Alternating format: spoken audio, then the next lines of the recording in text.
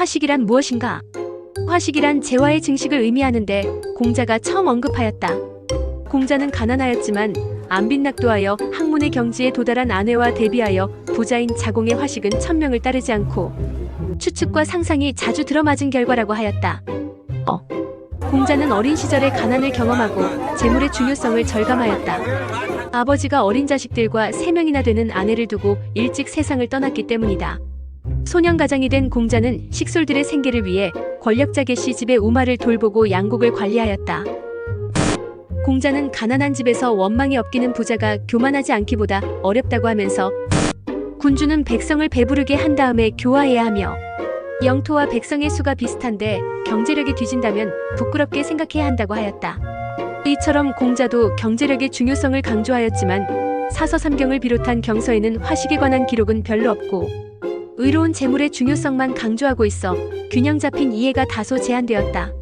거친 음식을 먹고 물 마시며 팔베개하고 누웠더라도 즐거움이 있으니 의롭지 못한 부귀는 뜬구름과 같다는 공자의 어록을 두고 정자는 불의한 재물을 뜬구름 보듯 경계한 것이라고 하였다. 송나라 유학자인 홍응조는 공자가 젊었을 적에 매우 가난하여 부모의 봉양과 조상의 제사를 위해 마지못해 낚시질과 주살질을 하였으나 큰 그물로 생물을 모조리 잡지 않았고 잠자는 새에게 화살을 쏘지 않으셨으니 바로 이런 모습에서 성인의 본심을 볼 수 있다고 추앙하였다. 사마천은 이런 유형의 해석과는 달리 공자는 안빈낙도한 아내를 칭찬하면서 자공은 억측, 추측 또는 예측이 잘 들어맞아 화식에 성공하였다고 다소 비판적인 인식을 보였다는 해석이 지금까지 주류를 이루었다. 하지만 이런 해석은 너무나 문자적이다. 아내는 가난하였지만 학문의 경지를 개척한 특징이 있었고 자공은 아내와 다르게 학문을 닦은 다음에 각 나라를 다니면서 무역으로 큰 돈을 벌어들인 특징을 칭찬한 공자의 심경을 나타낸 것이라는 소장학자들의 해석이 오히려 설득력이 있다.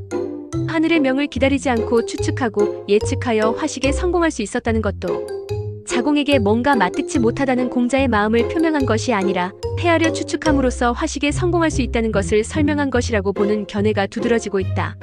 창고가 가득 차야 예절을 알고 입고 먹는 것이 넉넉해야 영예와 치욕을 알게 된다면서 인이해지도 경제력이 뒷받침되었을 때 수월하게 실천할 수 있다고 화식의 본질을 꿰뚫어 보았다. 사람들은 자기보다 10배 부자는 헐뜯지만 100배 부자는 두려워하고 1000배 부자의 일을 자청하며 10,000배 부자의 하인이라도 마다하지 않는다며 세상의 질서는 경제력에 의해 형성된다고 보았다. 아울러 나라와 이웃을 방해하지 않고 화식하여 그늘진 이웃을 돌보는 선한 부자인 소봉을 목표로 제시하였다. 소봉은 한 해 수입이 20만 전만 있으면 제후들과 교제하고 처사의 도리를 다할 수 있는 부자로 보았다. 사마천은 일반 백성들이 나라의 정치를 방해하지 않고 이웃을 해하지 않으면서 소봉이 될 수 있다는 것을 여러 실증 사례를 들어 설명하고 있다.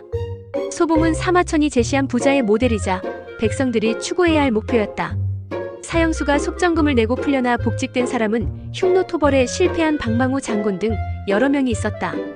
속전금을 구할 수 없는 천민이나 가난한 사람은 궁형을 당하여 남자고시를 하지 못하고 살 바에야 차라리 죽음을 택하는 것이 일반적인 현상이었는데 황제가 데리고 놀면서 심심풀이로 여겼던 태사령에 대한 슬픔을 지우지 못한 사마천이 궁형을 당하고 황관이 되어 살아야 한다는 것은 상상도 못할 치욕스러운 일이었지만 치민의 위세를 가지기 위해 역사서를 저술하라는 아버지 사마담의 유언을 지키기 위함이었다.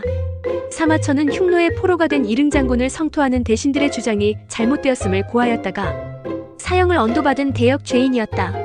사형을 면하기 위한 속전금 30만 전을 구할 수가 없었다. 그래서 노비와 같은 천민들도 기피한다는 궁형을 자청할 수밖에 없었다.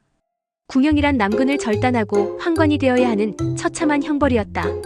이런 참혹한 형벌을 겪으면서 살아남아야 하는 이유는 아버지의 유언인 치민의 지위에 오를 수 있는 역사서를 저술하기 위함이었다.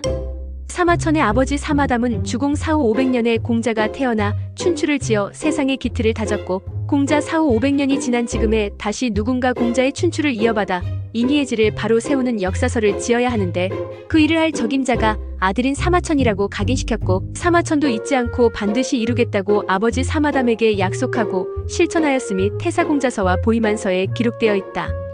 궁형을 감내하고 절치부심 남겼던 사기, 그 중에서도 3000년의 통사를 통하여 백성들이 실천 가능한 화식의 방법을 제시한 화식열전의 화식경제로 생활경제를 풀어가고자 한다.